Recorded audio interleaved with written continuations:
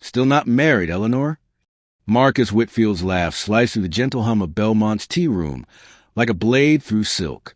The elegant London establishment was filled with the usual buzz of high society on this warm spring afternoon in 1817.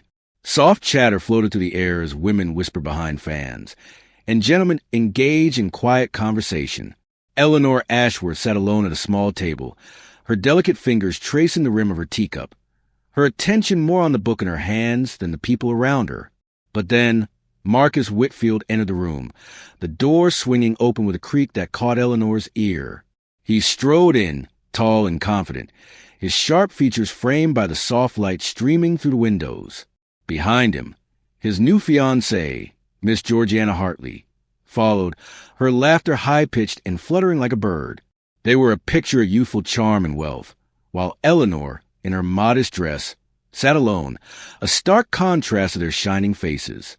Marcus's eyes landed on Eleanor, and for a moment, a brief flash of recognition crossed his face. He seemed to pause, but only for an instant before the familiar smirk curled on his lips. As he made his way over to her table, his voice rang out, falsely sweet. Still not married, Eleanor? How tragic. He leaned back slightly, his body language that of a man who believed himself untouchable. His new fiancée, Georgiana, looked down at Eleanor with a disdainful glance before joining in, her voice dripping with mockery. I suppose, at your age, one must accept spinsterhood with grace. Eleanor's grip on her teacup tightened, but her face remained serene. Her lips curled into a smile, the kind of smile one wears when faced with challenge. Slowly, she set her teacup down on its saucer, the soft clink of porcelain barely breaking the tension that hung between them. How kind of you to inquire, Mr. Whitfield, she replied, her voice calm, almost too calm, as though she were discussing the weather. But I am no longer unmarried. Marcus's laugh echoed in the room, a sound full of mockery. Oh, really? And who, may I ask, would have the misfortune of marrying you? His eyes gleamed with cruel amusement, unaware of the weight his words carried. Georgiana giggled, her eyes sweeping over Eleanor's modest attire. Is that last season's fabric? She asked with exaggerated sweetness. How charming. Eleanor didn't flinch, her expression unchanging. I had other engagements to attend to, she said smoothly, her eyes briefly flicking down her lap, where a delicate pocket watch was tucked into the folds of her dress. The gleam of it caught Marcus's eye, but he didn't understand the significance. You must be so proud of your humble life, Georgiana added with a laugh that barely hid the disdain in her voice. Living so quietly in the country, I imagine, much better than facing the cruel judgment of London society, wouldn't you agree? Eleanor glanced down at her watch once more, her fingers brushing the delicate chain that held it. The time was nearing 4 o'clock, the hour she'd been waiting for. I expect my husband to arrive shortly, she said, her voice quiet but firm. Marcus raised an eyebrow, his mocking expression faltering for just a second. Your husband? He let out a short, disbelieving laugh. Really, Eleanor, must you resort to such ridiculous lies? What, is he a clerk? Some lowly bureaucrat? Eleanor remained composed, her gaze steady. He's attending Parliament today, she replied softly. The words hung in the air, but Marcus was too absorbed in his cruelty to catch their meaning. Parliament. Marcus scoffed, clearly amused. What, as a clerk or something? Is that what you mean? Hardly a worthy match for someone like you. Eleanor's lips pressed together, but her smile didn't waver. He's quite busy, but I assure you, he is not a clerk, she said calmly, the mystery of her words growing as she glanced at the other patrons in the tea room. Several of them were whispering now, casting furtive glances toward her table. Some seemed to recognize her, their whispers too soft to catch, but still charged with curiosity. Marcus, oblivious to their gazes, leaned back in his chair, crossing one leg over the other. Well, then I must say I'm glad to see you manage to find a suitable partner. He cast a brief glance at his fiancée, who was still eyeing Eleanor with that same look of distaste. I suppose we can all look forward to hearing how well you've been doing, though I suspect your life remains far from exciting. Eleanor simply raised her eyebrow, unfazed. I'm sure you'll hear of it soon enough. Marcus's words grew sharper. Well, let's see your proof, Eleanor. Show us who this mysterious husband of yours is, and then we can end the charade. His voice was challenging, but Eleanor didn't falter. With a quiet, almost dismissive gesture, she extended her hand across the table. The large sapphire ring on her finger gleamed brightly, its surrounding diamonds catching the light. The silence in the tea room deepened as Marcus's eyes flicked from the ring to Eleanor's face. He stared at it for a moment, blinking, as if the sight before him didn't quite make sense. That can't be real, he said, his voice faltering for the first time. Surely, that's just paste jewelry, isn't it? Eleanor's smile remained composed, though there was a glint in her eye. It belonged to my husband's mother, she said simply. The Ravenscroft sapphire, it's called. At this, Marcus's confidence wavered. For a brief moment, doubt flickered across his face, but he quickly recovered, unwilling to admit he might be wrong. The Ravenscroft sapphire, he repeated, as if testing the name on his tongue, but the smirk never left his lips.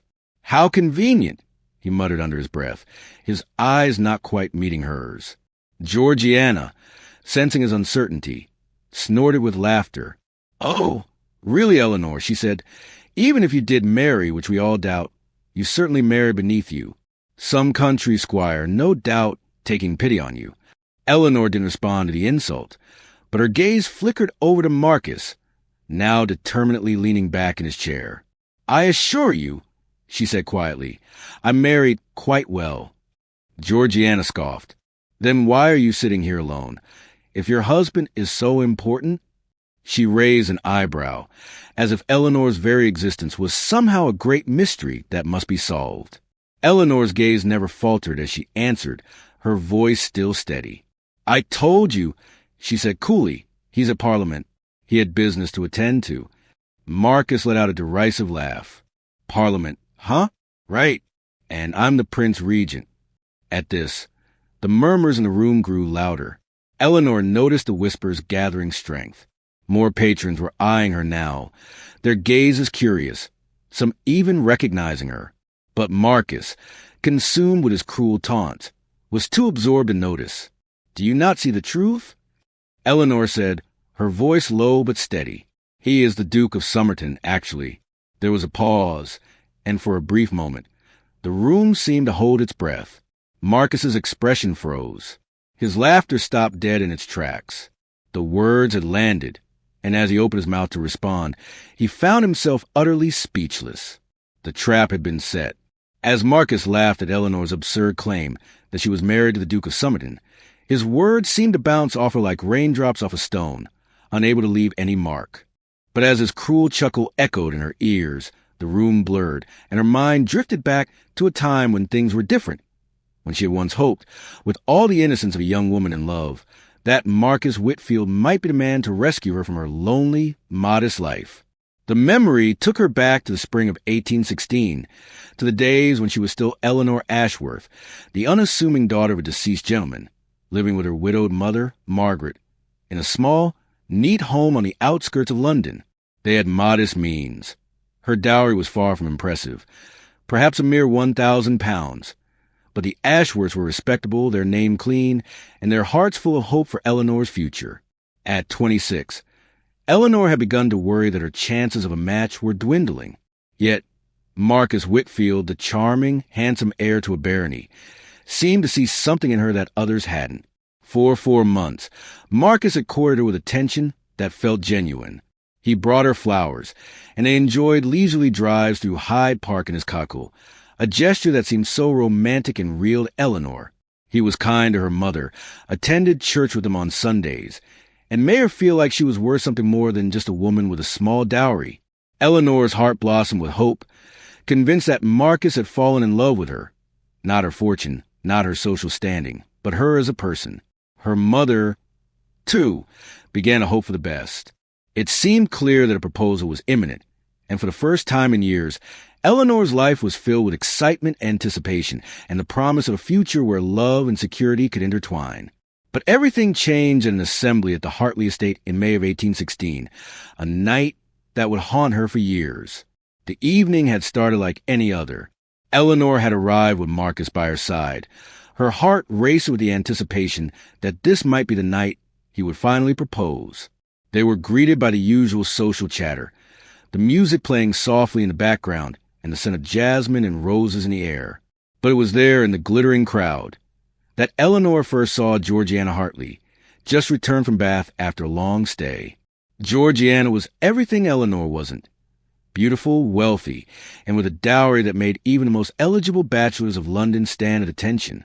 At just 19 years old, she was a vision in a gown of cream silk, her blonde curls perfectly coiffed, her laugh a tinkling melody that seemed to capture every man's attention. Marcus had known Georgiana as a child, but as soon as he laid eyes on her, Eleanor saw the transformation in him. A shift in the air, a change in his posture, as if he had just spotted a rare and precious jewel among a sea of common stones. Within the hour, Marcus was dancing with Georgiana, his attention fully captured by her wealth and beauty, while Eleanor stood aside, feeling the sting of rejection without a word being spoken. Within the next week, Marcus had turned his attentions entirely to Georgiana, showering her with compliments, flowers, and lavish gifts. He abandoned Eleanor without so much as a farewell, leaving her humiliated and confused, trapped in a cruel game of social maneuvering that she hadn't even known she was playing.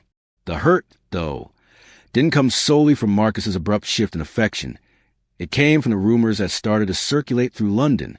Eleanor Ashworth was painted as desperate, clingy, and unworthy. Poor Marcus Whitfield had to escape her advances, whispered one society lady. She was far too eager, too unsuitable for someone of his stature, murmured another. She threw herself at him, and he had no choice but to reject her.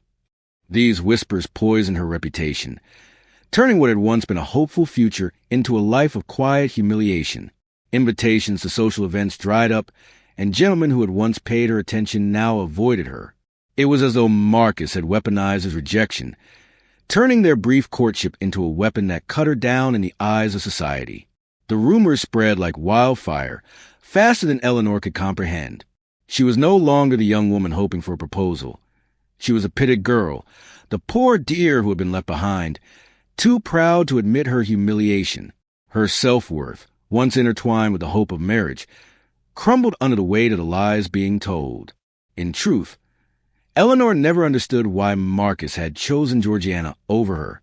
She couldn't make sense of the fact that he had left someone who had been, by all appearances, devoted to him, for a woman he barely knew, simply because of her wealth. Did Marcus truly believe that love could be purchased? Did he believe that beauty and a dowry could make a person worth more than the kindness, intelligence, and heart that Eleanor knew she possessed? In the months following the assembly, Eleanor's life felt like a quiet spiral into obscurity. She had to leave London in June 1816, when her mother's health took a sharp decline. Margaret, frail from the stress and the societal rejection, found the city's cruelty unbearable. They retreated to a small cottage in the countryside, far from the whispers and the pitying looks. Eleanor's world became smaller and quieter. She spent long, lonely hours caring for her mother, whose health never fully recovered. The countryside offered peace, but it also brought an overwhelming sense of resignation. Eleanor had no prospects left, no suitor, and no future. The world that had once seemed full of possibility now felt cold and empty, and she resigned herself to the reality that she would live out her days as a caretaker, a forgotten woman, unloved and unimportant. There was a comfort in the simplicity of the countryside, a solace in the knowledge that the harsh judgment of society could no longer reach her. But it also became a cage. Eleanor filled her days with books and long walks through the garden, but even the beauty of the country could not ease the ache in her heart. She had been rejected, not just by Marcus, but by society as a whole. She had believed in the idea of love, in the notion that a man would see her as someone worthy, but that belief had shattered.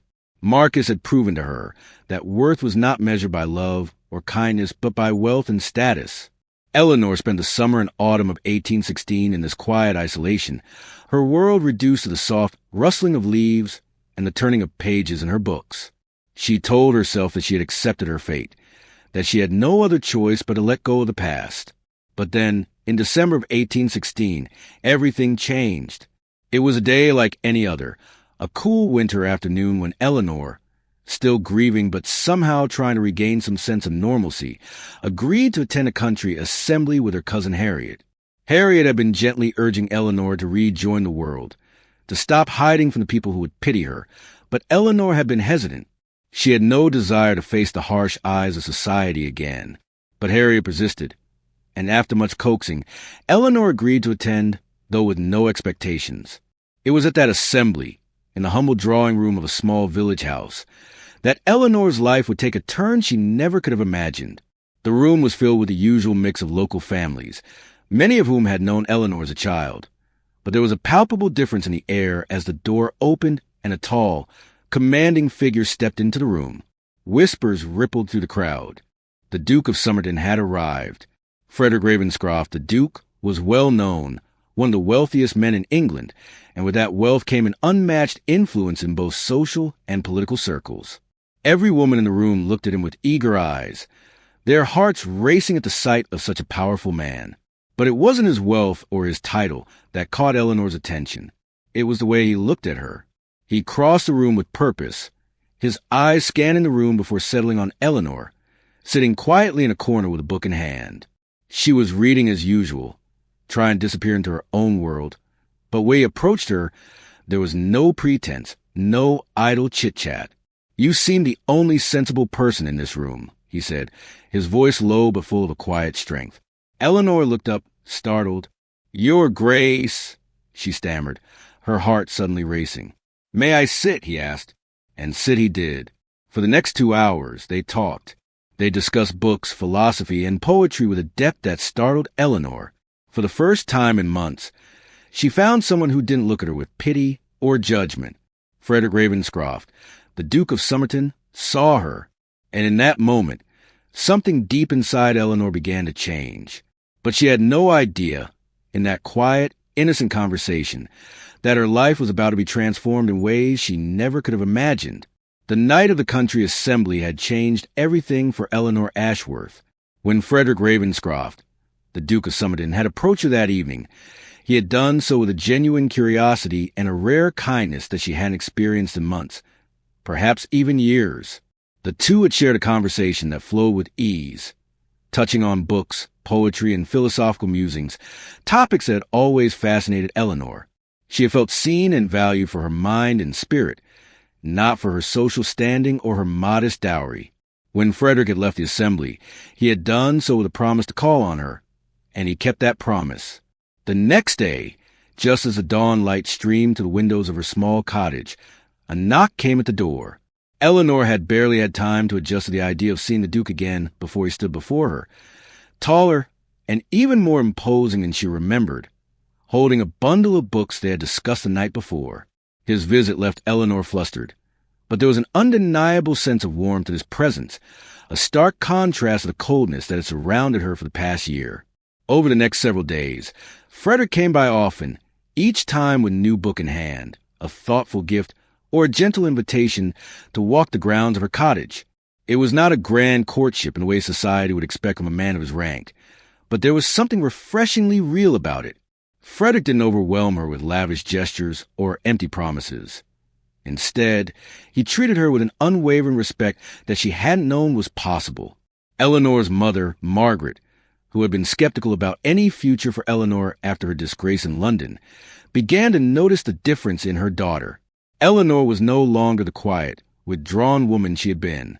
There was light in her eyes again, something that had been missing for far too long. And when Frederick asked if he might take Eleanor for a drive in his magnificent barouche, a carriage so grand it seemed to embody the very wealth of the Duke, Eleanor had hesitated only for a moment before agreeing. The carriage ride was unlike anything she had ever experienced. As they crossed the beautiful countryside, the world felt at peace, and for the first time since her world had come crashing down a year ago, Eleanor allowed herself to smile, to truly smile without fear or restraint.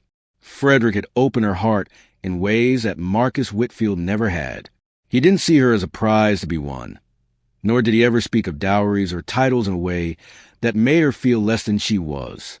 They were two people, two equals, simply enjoying one another's company. It was a feeling Eleanor had nearly forgotten existed, and as they traveled to the rolling hills, she began to wonder if, perhaps, she could dare to hope once more. Frederick didn't stop at just a drive. He began to share pieces of his own life with her, including his family's sprawling estate, Somerton Hall, an ancient manor that seemed to stretch on forever across the 50,000 acres of land. When he invited Eleanor to visit, she had been overwhelmed by the grandeur of the place. Yet, as they toured the vast grounds, it was clear that Frederick wasn't a man enamored with wealth for the sake of wealth. He was a man who had grown weary of the trappings of his title, someone who had seen the superficial nature of London's high society and rejected it. "I've met thousands of women seeking my title," Frederick had told her one afternoon as they walked the gardens of Somerton Hall. "But you're the first who saw me for who I truly am." Eleanor had been taken aback by the sincerity in his words, her heart stirring with emotion. For the first time in a long while, she felt like she mattered, not because of her status or what she could bring to the table, but because of the person she was. There was no pressure, no rush. Frederick simply let her be herself. He respected her mind, her intelligence, and most importantly, her heart. It was a kindness that she had never before known, and the more she learned about Frederick, the more she realized that he was a man of substance. It wasn't just his wealth or his title that attracted her. It was the way he made her feel alive, valued, and most importantly, loved. As Christmas approached, Frederick's devotion to Eleanor deepened. He took her to conservatory at Somerton Hall one evening, surrounded by winter roses that bloomed within the glass walls. The scene was enchanting, a fairy tale come to life, and it was there in the soft glow of the candlelight that Frederick knelt before Eleanor, holding a ring in his hand. A ring that had once belonged to his mother, a sapphire surrounded by diamonds, a piece of history, a legacy. "Eleanor," he said softly, his voice rich with emotion, "I am not asking you to be a duchess. I'm asking you to be my wife, my partner, my love. Will you marry me?" Tears had welled in Eleanor's eyes as she gazed at him, the reality of the moment settling over her like a warm blanket. She had been afraid to hope again, afraid that the cruel betrayal of Marcus Whitfield would forever taint her understanding of love. But with Frederick, there was no fear, only the certainty that this was real, that he loved her, truly loved her for who she was. "Yes," Eleanor whispered, her voice thick with emotion. "Yes, Frederick, I will marry you." The engagement was set, and the wedding followed quickly. By March 1817, Eleanor Ashworth became Eleanor Ravenscroft, the Duchess of Somerton. It was a small ceremony held at the chapel within Somerton Hall, attended by only a handful of close friends and family. Eleanor's mother, who had once feared her daughter would never find happiness again, was there, her health noticeably improved, and Cousin Harriet, who had been a constant support throughout the dark days, stood beside her as a bridesmaid. The world seemed to shift for Eleanor as she exchanged vows with Frederick. There was no pomp, no grand celebration. Only the quiet promise of a life filled with love and companionship. The ceremony was simple, but in its simplicity, it was everything Eleanor had ever dreamed of. They spent their honeymoon at Somerton Hall, far from the prying eyes of London society, in peaceful bliss. For the first time in Eleanor's life, she felt truly at home, not because of the wealth of the title, but because of the love that surrounded her. She had married for love, and that love had transformed her life in ways she had never thought possible. It was during their honeymoon that Eleanor truly began to understand the depths of Frederick's affection for her. He had never married for political advantage, never courted a woman for her title or dowry. He had chosen her because of the woman she was, the woman who had endured the humiliation of Marcus's betrayal and emerged stronger for it, the woman who, despite the cruel world, still believed in love. 6 weeks of married life passed in this perfect bliss, with Frederick at her side, making her laugh and filling her heart with joy. But then, the responsibilities of his title called him away. He had to attend Parliament in London, and though Eleanor had never been one for the glittering society of the capital, she was determined to face it now on her own terms. She had been humiliated in London, cast aside like an unworthy thing by Marcus Whitfield. But now, she would return as a married woman, the wife of the Duke of Somerton. She had nothing to fear. She had been remade. They traveled to their townhouse in London just the day before, and Eleanor's first outing in the city, though nerve-wracking, was empowering.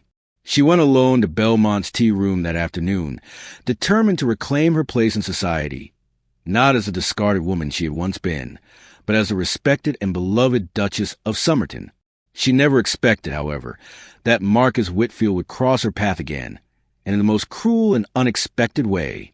As Eleanor sat quietly in the tea room, hoping for a peaceful moment to herself, the man who had once broken her heart, the man who had destroyed her reputation, walked in with Georgiana Hartley on his arm. The scene was almost too surreal for Eleanor to process at first.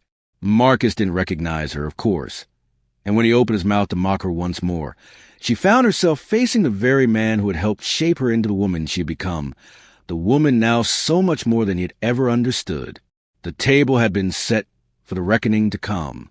The moment Marcus Whitfield opened his mouth, Eleanor knew exactly what was coming. She had expected it. In fact, she had anticipated the cruel mockery and the sharp, condescending remarks, though nothing could have prepared her for the sting of hearing them again, especially after everything she had been through. As he laughed, his eyes gleaming with a certain cruel satisfaction, he turned toward her and repeated his disbelief in the most mocking tone possible. "The Duke of Somerton married you?" His voice echoed through the room, his words like daggers aimed directly at her. Georgiana Hartley, standing beside him, seemed almost to revel in the spectacle. Her laughter was high-pitched, but it was not the sound of genuine amusement. It was the laughter of someone who had no idea the consequences of their words, and who believed they were untouchable beyond reproach. Eleanor remained seated, her posture as poised as ever, but inside, something was shifting. She had thought, for a fleeting moment, that Marcus's behavior could be ignored, that it would not matter, but the reality of it stung more than she had expected. She knew what Marcus was doing.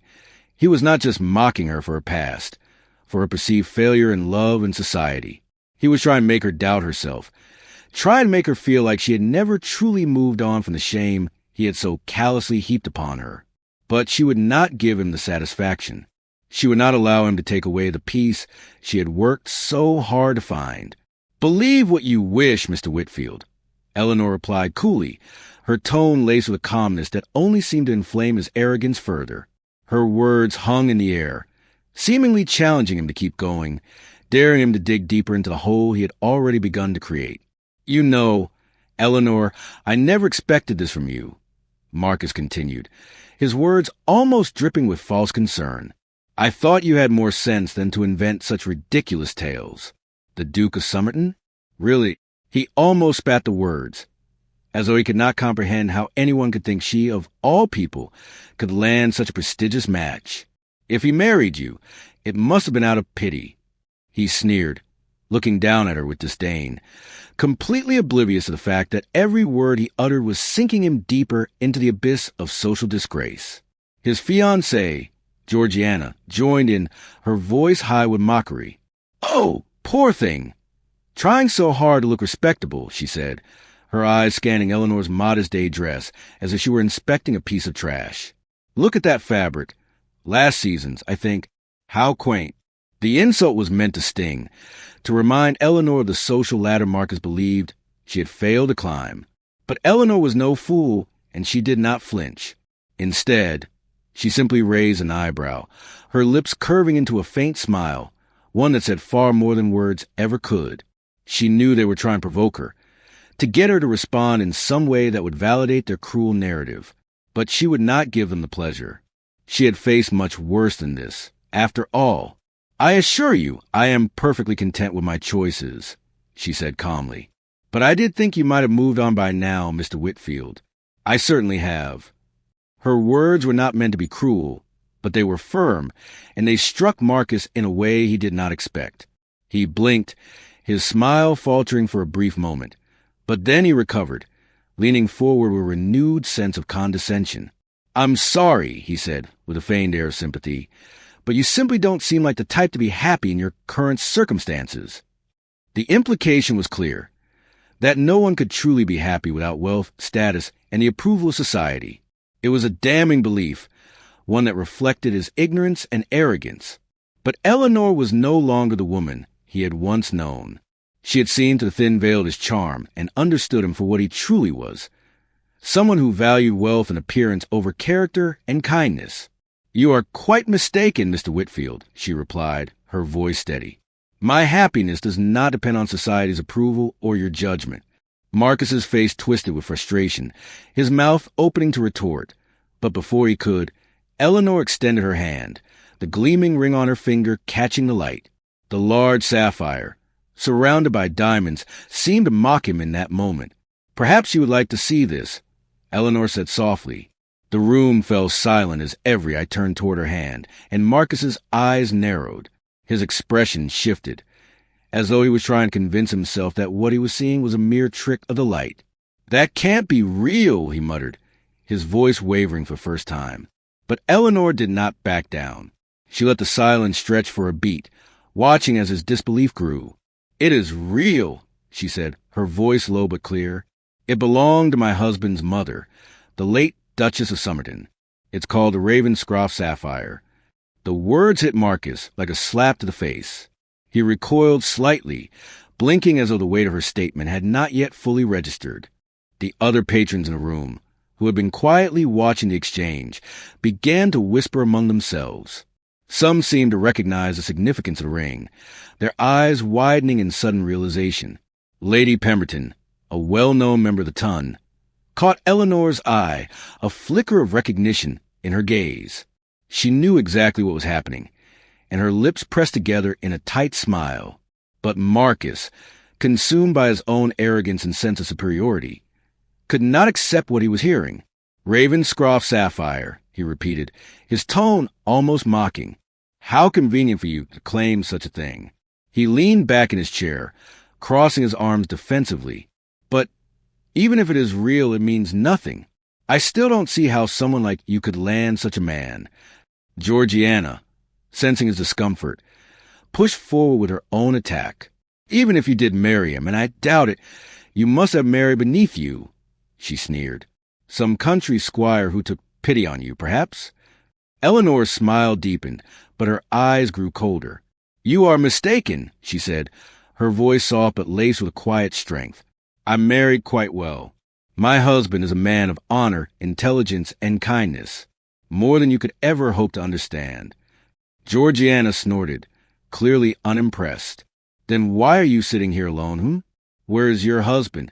If he's so important—" Eleanor did not flinch, but her gaze grew sharper, more intense.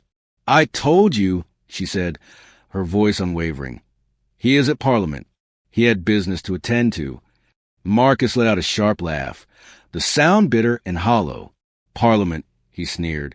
"Right, and I'm the Prince Regent." Eleanor glanced at the clock on the wall, the hands nearing the hour. She checked her pocket watch again, a subtle gesture that only she noticed, but it gave her a sense of calm. She knew what was coming, and she was prepared. The tension in the room was thick, palpable, as Marcus continued to taunt her. He was digging himself deeper, but he could not see it. "You're still the same desperate girl I rejected," Marcus said, his voice dripping with disdain.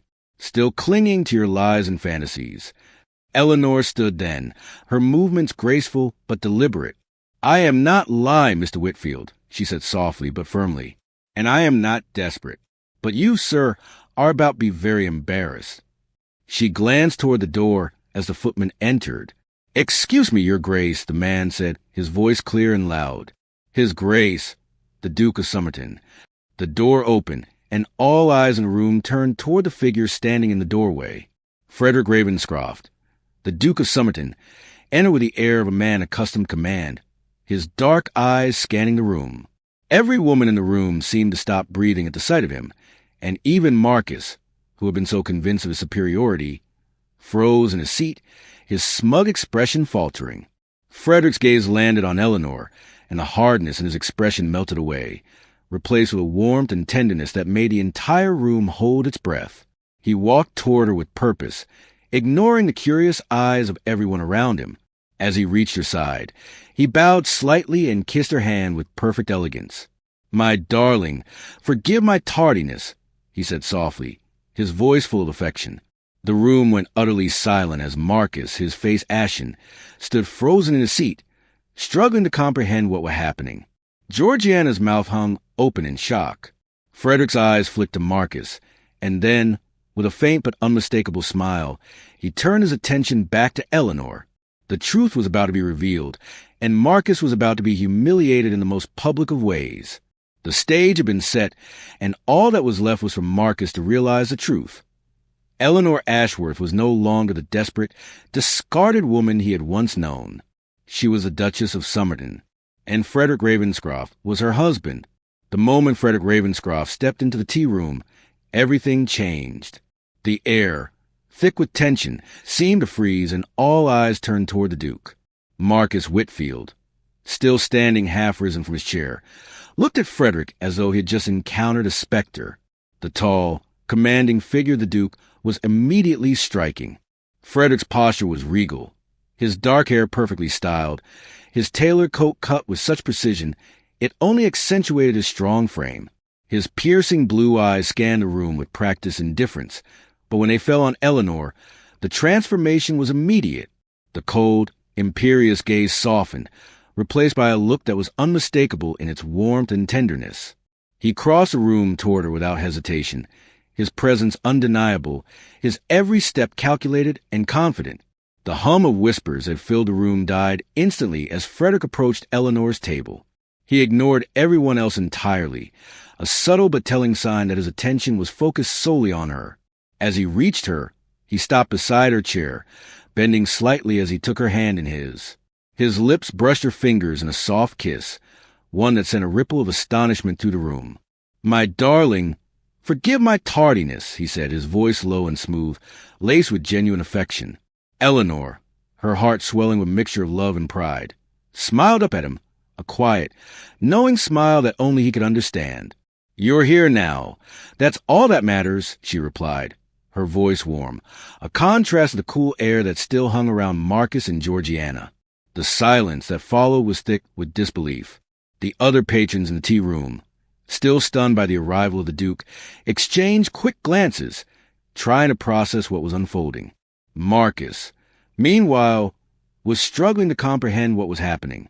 His eyes darted between Frederick and Eleanor, his face shifting through a range of expressions, from disbelief to confusion, and then to something darker, something like dawning horror. He had been so certain, so smug in his certainty that Eleanor was nothing more than a poor, unimportant woman, a victim of her own desperate imagination. Now, the truth was staring him in the face, and he didn't know how to respond. "Your Grace, what an unexpected honor," Marcus said, his voice shaky, unsure of himself for the first time in years. He attempted to stand, but the attempt was awkward, half-hearted.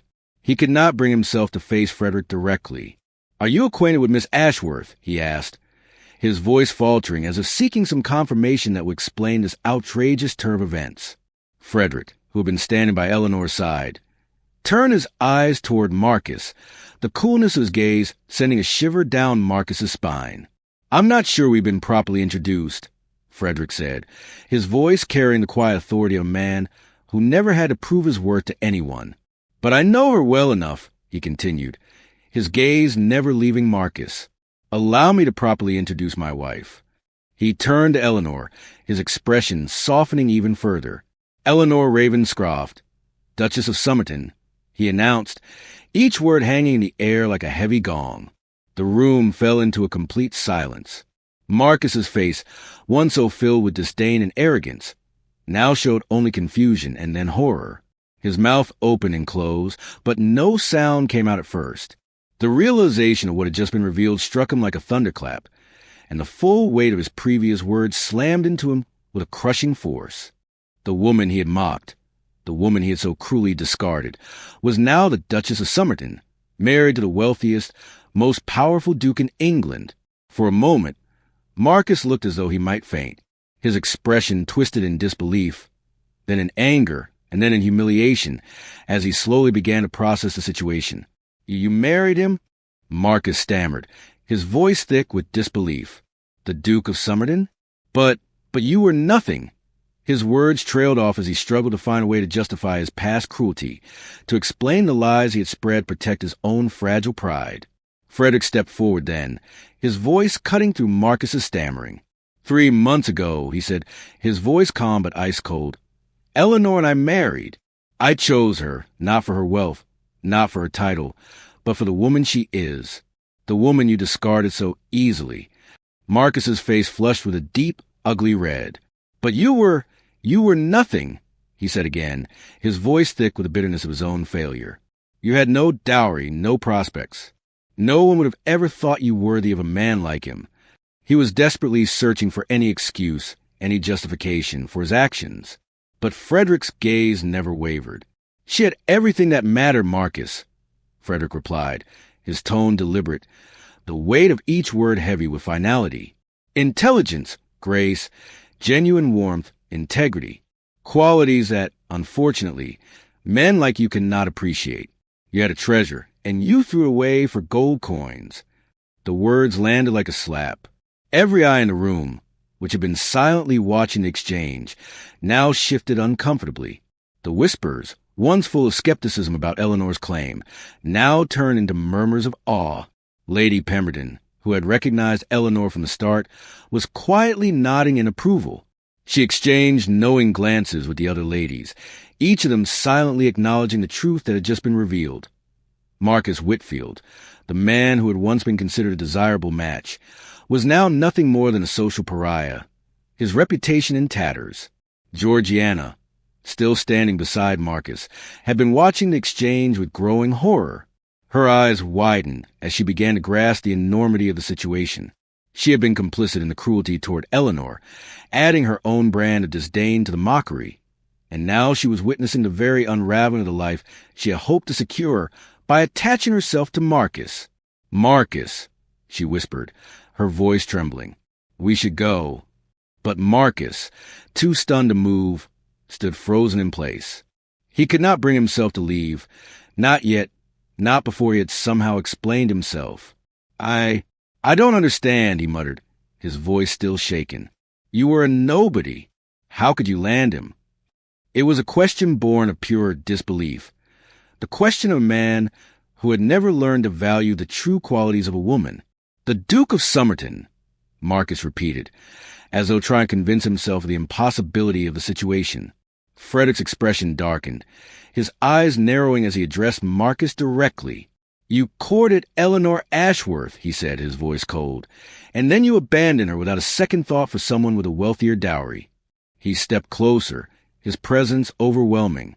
You spread rumors to justify your dishonorable behavior, and you humiliated her in front of all of London. But today, Marcus, you encounter her and you mock her again, unaware that she has risen far above you.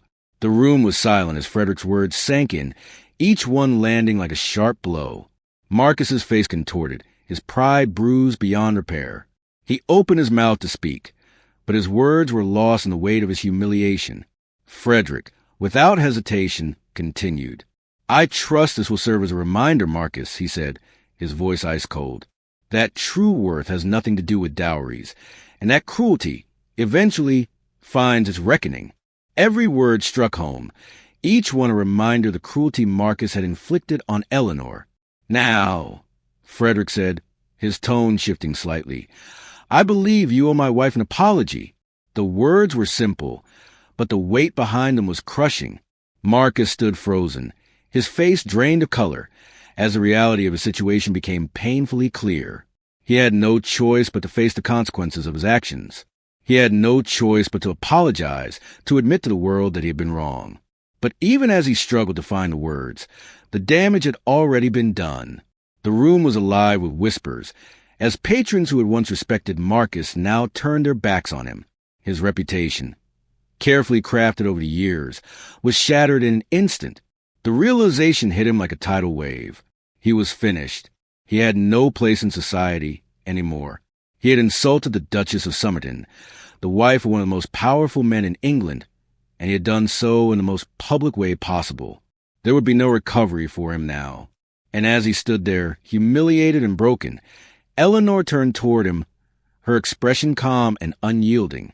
I think you owe me more than an apology, Marcus, she said, her voice steady, but her words cutting through the silence like a sword. You owe me the truth. The truth was out now, and there was nothing Marcus could do to undo the harm he had caused.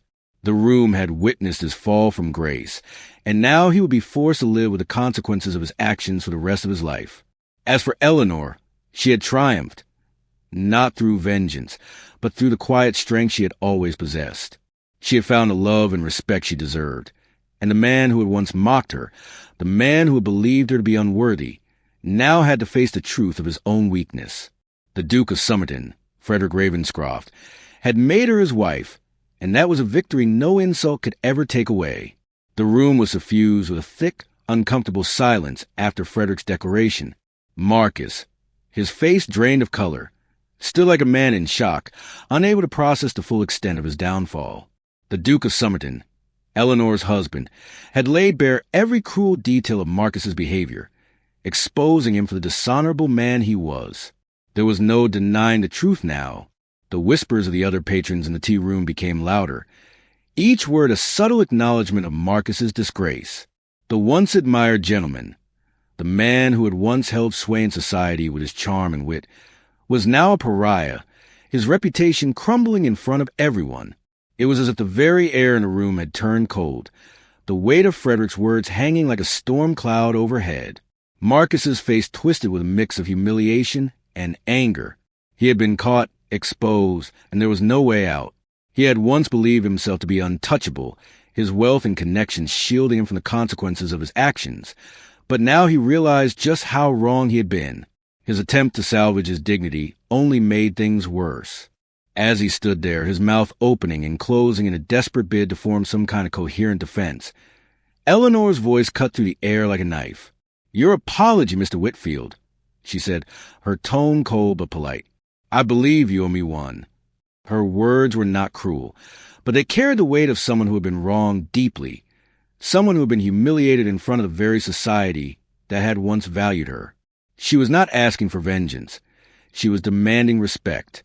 Marcus's face flushed even deeper, the shame now evident in every feature. He opened his mouth to speak, but no words came out. The reality of his situation settled over him like a suffocating blanket. He had no way to undo the damage he had caused, no way to take back the lies he had spread, or the cruel mockery he had heaped upon Eleanor. His gaze flickered to Georgiana, who stood beside him, her eyes wide with shock, her hand fluttering nervously at her side. She had been complicit in this cruelty, had joined in mocking Eleanor without a second thought, and now she was witnessing the full consequences of her actions. The sight of Eleanor, so calm and composed in the face of this public humiliation, only added to the weight of Marcus's regret. Georgiana's face twisted with discomfort, but she didn't speak. She had no words of defense, no excuse for the part she had played. She had seen the look in Eleanor's eyes when she had first encountered her, and now she saw the power that Eleanor held, power that came not from wealth or status, but from the dignity and self-respect that Marcus had once tried to strip from her. The patrons of the tea room, once silent observers, now began to murmur among themselves. Lady Pemberton, who had recognized Eleanor from the beginning, was the first to move. She approached Eleanor with a look of admiration in her eyes, her voice warm and welcoming. "Your Grace," Lady Pemberton said, a smile curling at the corners of her lips. "We didn't realize you were in town. Why didn't you send word? We would have been honored to have you visit." Her words were a subtle but unmistakable rebuke to Marcus and Georgiana. The shift in the room was palpable. Society, it seemed, had already made its judgment, and Marcus was no longer the man he had once been. The women in the room began to gather around Eleanor, eager to speak with the Duchess of Somerton, their earlier interest in Marcus now forgotten. One by one, the ladies turned their backs on Marcus and Georgiana, leaving them isolated and alone. It was the most severe insult that could be given in polite society. The cut direct, the once proud man, who had been the center of attention moments before, now stood in stunned silence, his reputation in tatters. The whispers grew louder, and the tide of social favor turned swiftly against him. The truth was out, and there was no escaping it. Marcus had been caught in his own lies, and now he was nothing. Georgiana, who had once believed that Marcus's wealth and status would elevate her, began to feel the full weight of her mistake. She looked around the room, her face pale, realizing that the social standing she had once enjoyed was now slipping through her fingers. She had mocked Eleanor, had joined in the cruelty without thinking of the consequences, and now she was facing the fallout. She could feel the eyes of the other women on her, and the disapproving glances were almost too much to bear. A deep, unspoken understanding passed between the other ladies in the room. Georgiana's engagement to Marcus was, for all intents and purposes, over. The damage had been done, and no amount of pleading or excuse-making could undo the insult she had been a part of. It was only a matter of time before her father, Mr. Hartley, would be informed of the full extent of Marcus's behavior. Georgiana's position was now precarious, and it was clear to everyone in the room that the fallout from this encounter would be far-reaching. Marcus, meanwhile, seemed paralyzed by the sheer magnitude of his humiliation. His eyes flickered to Frederick, the Duke of Somerton, and then to Eleanor, who stood beside him, her calm demeanor a stark contrast to the chaos unfolding around him. Frederick's gaze was cold, but there was something almost triumphant in the way he stood beside his wife. He had protected her, defended her honor, and now he was watching the man who had once insulted her crumble under the weight of his own actions. "Marcus," Frederick said, his voice low but firm, "you've made your apology. Now you should leave." The words were not a suggestion. They were an order, and Marcus, for the first time in his life, realized that there was no way to challenge the Duke's authority. He opened his mouth to protest, but the words died on his tongue. The world had shifted beneath him, and there was no room for him in it anymore. His social standing was gone, his influence shattered, and the mockery he had made of Eleanor had come back to haunt him in the worst way. Slowly, he nodded, his head hanging low, and turned toward the door. His exit was met with no words, no offers of sympathy, only the cold silence of those who had once held him in high regard. As he left the tea room, his fate sealed, the whispers continued. "Did you hear what happened at Belmont's?" One woman murmured. "Marcus Whitfield mocked the Duchess of Somerton. Can you imagine? And the Duke was there, defending her, right in front of everyone," another added. "Marcus has lost everything." The conversation was already spreading throughout London, and by evening, the entire city would know of Marcus's disgrace. Meanwhile, Eleanor stood at the center of the room, her grace and composure never faltering. She had been humiliated, cast aside, and disrespected, but now she was not only respected again, she was revered. Her strength had been proven in the face of cruelty, and her reward was not wealth or status, but something far more valuable, the love and respect of those who mattered. "Shall we go, my dear?" Frederick asked, his voice soft but filled with quiet affection. He reached out to her, offering his arm. With a smile, Eleanor accepted it, and together they walked toward the door. The social scene, once focused on Marcus and Georgiana, now shifted to the couple that had come to symbolize the triumph of love, honor, and integrity. As they left the tea room, the whispers faded behind them, replaced by the knowledge that Eleanor had come out on top, not through vengeance, but through grace. She had risen far above the man who had once rejected her, and now she would live her life, not as a victim, but as a woman who had found happiness, love, and respect in the arms of a man who truly valued her. Marcus, on the other hand, would be left to pick up the pieces of his shattered reputation, knowing that no matter what he did, he would never again be the man he once was. His attempt to destroy Eleanor had only led to his own destruction, and no amount of apologies or excuses would ever undo the harm he had caused. For Eleanor, though, the journey was just beginning, and the future held nothing but promise. The morning after the debacle at Belmont's tea room, the air in London was buzzing with gossip. Whispers swirled from drawing room to drawing room, from one gentleman's club to the next, and by noon, Marcus Whitfield's once stellar reputation had been all but destroyed. Eleanor Ravenscroft, Duchess of Somerton, was the talk of the town. Her quiet dignity in the face of Marcus's cruel mockery had only solidified her position in society. She had not reacted in anger, but with quiet grace, exposing him for what he truly was, a man who, despite his wealth and status, lacked the honor and integrity that truly defined a person's worth. As the story spread, many in London began to look at Eleanor with new eyes. She was no longer the poor, desperate girl discarded by a man seeking a wealthier match. She was a woman who had risen from the ashes of shame to become one of the most respected figures in the ton. Invitations to parties, dinners, and gatherings poured in, and Eleanor found herself at the center of it all. But it was not the attention or the adoration that pleased her most. It was the way she had regained her sense of self. She had never sought revenge. She had only wanted to live her life with dignity. Now, as she sat beside Frederick in their elegant townhouse, she felt the full weight of her transformation. No longer hiding from the whispers and judgment of society, Eleanor was ready to face it all on her terms. Frederick, ever supportive, had seen the change in her as well. He had watched her move through the ordeal with an inner strength he had always admired. But now, there was a new depth to her, an inner peace that radiated from her every movement. He could see the joy in her eyes, the contentment that came from knowing that her true worth had been recognized, not just by society, but by herself.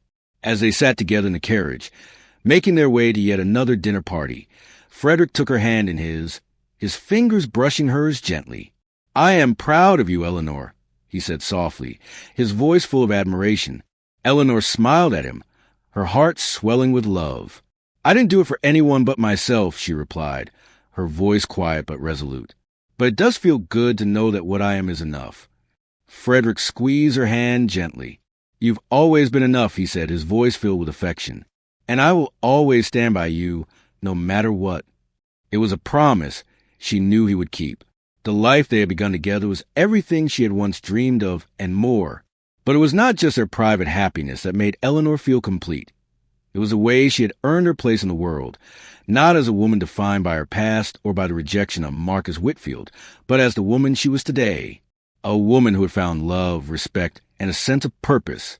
And now, as they attended one dinner after another, her presence was met with genuine warmth, not pity or mockery. She had reclaimed her place in society, not because of her title or her wealth, but because of the person she had become. Her strength, her resilience, and her kindness had earned her respect, and that was something that no one could take away from her. As the weeks passed, Marcus's situation grew steadily worse. No longer the charming, sought-after bachelor, he was now a man with few allies. His arrogance and cruelty had alienated him from many of the people he had once called friends. The invitations he had once received with ease now became scarce. He found himself shunned by those who had once admired him. His reputation, once a shining example of social grace, now lay in ruins. It was not just his friends who turned away. His business connections began to falter as well. The stories of his cruelty toward Eleanor, of the way he had discarded her for a wealthier match, spread like wildfire through London's elite circles. The whispers were not just about his mistreatment of a woman who had once been in love with him. They were about his complete lack of character. He had shown himself to be a man who was willing to sacrifice his integrity for wealth, a man who would abandon a woman who had loved him, simply because she could not provide him with a fortune he desired. And, in the end, that was the thing that truly destroyed him. Marcus had always believed that money, status, and reputation were the most important things in life. But when those things were stripped away, he was left with nothing. His soul, so long focused on acquiring wealth and power, had been hollowed out, and now, as his life crumbled around him, he had no one left to turn to. Even Georgiana, who had been so eager to marry him, now distanced herself from him. Her father, Mr. Hartley, had received word of the scandal surrounding Marcus, and it wasn't long before he made his decision. He broke off the engagement with no hesitation, his voice filled with scorn. "I will not have my daughter married to a man who behaves dishonorably," he said, his words cutting through the air like a sharp knife. "The entire ton knows what you did, and that you had the audacity to mock the Duchess of Somerton. Well, that's simply unforgivable." Georgiana, though initially resistant to break, soon found herself relieved. She had seen Marcus's true nature during the tea-room incident, and the cruelty he had shown to Eleanor had opened her eyes. She had come to realize that Marcus was not the man she had once believed him to be. The man who had discarded Eleanor, who had mocked her, was not someone she could respect or love. And so, without a moment's hesitation, she broke off the engagement. She had been chasing the idea of wealth and status, but now she realized she had lost both in her association with Marcus. For a time, she stayed in London, but eventually, she returned to the country. She married a kind, modest gentleman, someone who appreciated her for who she was and not for her dowry. It was a quiet, uneventful marriage, but Georgiana was far happier than she had ever been with Marcus. She never spoke to Eleanor again, but she sent her a letter, an apology for her part in the cruelty that had been visited upon her. Eleanor received it graciously, but it was clear that the chapter was closed for her. She had moved on, and there was nothing left to dwell on from the past. The story of Marcus Whitfield, the man who had abandoned her for gold, was now a distant memory. Eleanor's life with Frederick was everything she had ever wanted. They attended social events together, and everywhere they went, they were met with respect and admiration. The love they shared was real and deep, and it was clear to everyone who saw them together that their bond was unbreakable. They were not just a power couple. They were a couple who truly cared for each other, who had found in one another a sense of peace and joy that no amount of wealth or title could buy. Frederick's love for Eleanor had been constant, steady, and true, and it was that love, more than anything else, that had allowed her to rise above the hurt and humiliation of her past.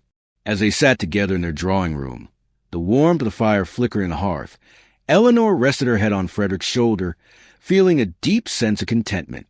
She had found everything she had ever hoped for: love, respect, and a future filled with promise. And as the months passed, the whispers of the tea room incident faded into the past, replaced by the growing legend of Eleanor Ravenscroft, the Duchess of Somerton, the woman who had triumphed over cruelty and humiliation to claim her place among the most respected women in London. For Marcus Whitfield, however, the aftermath of his actions would follow him for the rest of his life. His name, once synonymous with charm and elegance, was now associated with shame and dishonor. And though he would try to rebuild, to regain what he had lost, he would never again be the man he once was. His actions had destroyed him, and he would never be able to escape the consequences of his cruelty.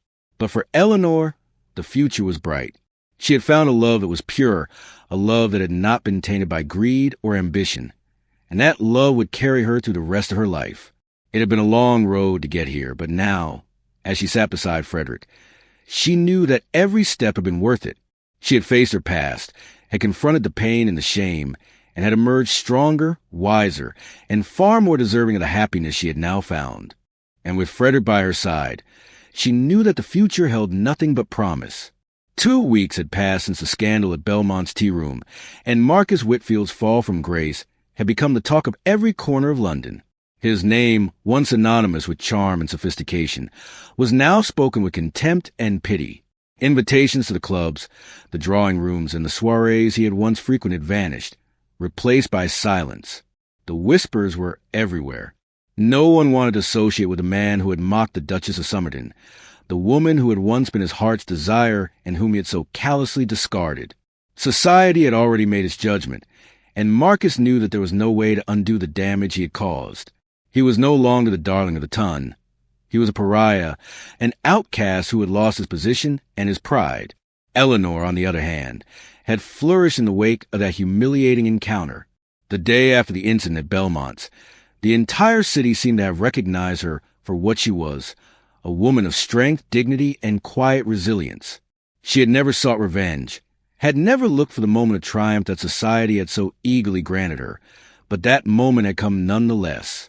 Her life with Frederick was everything she had dreamed of and more. They were a true partnership, not just a political match, but a union built on love, respect, and admiration. Frederick had always been there for her, supporting her in ways that no one else ever had, and now, together, they were untouchable. The morning after the scandal, Frederick had taken her in his arms and whispered, "You were magnificent yesterday. You've taught me what it means to truly rise above." It was a simple truth. Eleanor had shown the world her strength without needing to stoop to petty revenge or vindictiveness. She had taken the high road, had stood tall in the face of mockery, and had emerged victorious, not because of wealth or title, but because of the woman she had become. The thought of Marcus Whitfield, of the man who had once tried to make her feel small and insignificant, no longer filled her with anger. Instead, it sparked something else, something like pity. She realized that his rejection of her had been about his own insecurity, his inability to see the true value in a woman who had so much more to offer than gold. And though she had suffered for a time, it had only made her stronger. She had discovered who she truly was and what she was capable of. The night after the tea room incident, however, a letter arrived that would change everything. It was from Marcus, and it was his last attempt to salvage what little remained of his reputation. Frederick had already seen the letter, but he waited for Eleanor's response. He knew this moment would be important, as it marked the last chapter of the painful story that had begun with Marcus's betrayal a year ago. Eleanor, having read the letter in silence, looked up at Frederick with a calm expression, one that revealed the depth of her understanding. "I suppose it is time," she said softly. "I should finally face him once and for all." Frederick nodded, his eyes filled with concern, but he said nothing. He would support whatever decision she made. "I think I should see him," Eleanor continued, her voice steady. "But I won't do it alone. You must come with me." A meeting was arranged for that afternoon at Somerton House, in one of the drawing rooms that Frederick had so carefully cultivated into a space of comfort and safety. Eleanor knew the moment she agreed to meet with Marcus that this would be the final confrontation, the final reckoning. It would be the moment that would close the chapter on her painful past and allow her to fully step into her future. When Marcus arrived, he was not the confident, arrogant man who had once courted her. Instead, he was a shell of his former self, haggard and desperate. He had lost weight, his face gaunt, his eyes dull with the realization of everything he had lost. The once proud man seemed small and insignificant in the grand, opulent surroundings of Somerton House. His clothing, which had once been impeccable, now seemed ill-fitting and out of place. The transformation was striking, and Eleanor could hardly believe this was the same man who had once captured her heart, or so she had thought. When Marcus entered the room, he bowed deeply, addressing both Eleanor and Frederick with a strained, shaky voice. "Your Grace," he said, his words faltering. "Thank you for seeing me. I know I have no right to ask for your forgiveness, but I must offer it all the same."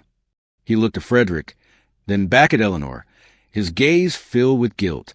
"I was wrong. I treated you terribly, Eleanor. I humiliated you. I abandoned you for someone with a wealthier dowry, and I spread lies to justify it. I cannot undo the pain I caused you, but I want you to know that I regret it more than anything." The sincerity in his voice was undeniable, and for a moment, Eleanor allowed herself to reflect on the man he had once been, the man she had believed loved her. It was clear now that he had been motivated by something far more shallow than love, but she also understood that he was broken, that his own emptiness had led him down a path that was as much about his own weakness as it was about her. "I accept your apology," Eleanor said quietly, her gaze steady and unwavering. "Not for your sake, but for mine. I need to let go of the anger, the bitterness. Holding on to that would only keep me bound to you, to the past. I will not let it define me any longer." Marcus, still standing before them, seemed to shrink under her words. He had expected her to be angry, to lash out at him, to demand a public apology. Instead, she had shown him the grace he never thought she was capable of. He was ashamed, truly ashamed, for the way he had treated her. He had thought, in his arrogance, that he could control her, that he could discard her when she no longer suited his purposes. But he had been wrong, and now he saw the consequences of his actions. "I don't deserve your forgiveness," Marcus muttered, his voice thick with emotion. "But I hope that one day you'll understand how deeply I regret what I did." He turned toward Frederick, his posture stiff with a kind of shame that could not be hidden. "I would never have dared to mock her if I had known who she truly was," he said, his voice barely above a whisper. "But that's no excuse for the way I treated her. I can't undo what I've done, but I can only hope that, in time, my apology will be enough to ease some of the pain I caused." Frederick, ever the silent protector, remained calm but firm. "You've apologized," he said, his voice low but clear. "That's all you can do. Now go and try to rebuild what's left of your life." The words were not harsh, but they were definitive. Marcus stood for a long moment, his head bowed, and then he left, the weight of his failure heavy on his shoulders. Eleanor watched him go, feeling a sense of quiet closure. She had no animosity toward him, no desire for vengeance. She had learned what she needed from the experience, how to rise above, how to embrace her own worth, and how to let go of the past. As the door closed behind Marcus, Eleanor turned toward Frederick, who was standing by her side. His eyes softened as he looked at her, his voice filled with quiet affection. "Are you all right?" he asked, his hand gently brushing hers. Eleanor nodded, a small smile playing at the corners of her lips. "I am," she said simply. "More than all right." The future stretched out before them, wide and full of promise. Together, they had weathered the storm of Marcus's cruelty and had come out stronger for it. The life they had now, built on love and respect, was everything she had ever dreamed of. As they walked out into the sunlight, hand in hand, Eleanor felt no regret, no sorrow, only the quiet, certain knowledge that she had found her place in the world, and that it was more than enough. She had been through the darkest of times, but now, as the Duke of Somerton's wife, she had everything she needed: love, respect, and a future full of hope.